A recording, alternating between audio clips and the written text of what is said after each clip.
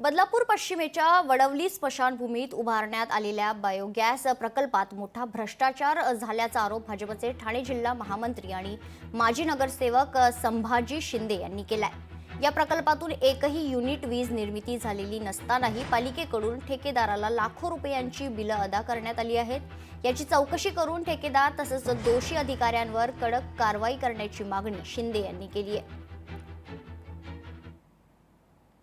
2 कोटी रुपयांच्या आसपास या बायोगॅस प्रकल्पावर खर्च झालेला आहे आणि अद्यापर्यंत त्यातनं एक युनिटही यूज तयार झालेली नाही आणि सातत्याने पुढची 2 वर्षे त्याची बिलं अदा करण्यात येणार आहेत। या बाबतीमध्ये आम्ही मुख्याधिकाऱ्यांकडे तक्रार केलेली आहे आणि मुख्याधिकाऱ्यांना सांगितलं की सदर प्रकल्पाची जी देण्यात आलेली रक्कम तातडीने थांबवा आणि त्या ठिकाणी होणारं प्रदूषण थांबवा। बदलापूरमध्ये घनकचरा व्यवस्थापन हा विषय खरं तर अतिशय भ्रष्टाचारी असा हा विषय त्या ठिकाणी झालेला आहे आणि निश्चितच या बाबतीमध्ये मुख्याधिकाऱ्यांनी त्या ठेकेदाराची अधिकाऱ्यांची चौकशी करून त्यांच्यावर फौजदारी कारवाई करावी अशी आमची या ठिकाणी मागणी आहे।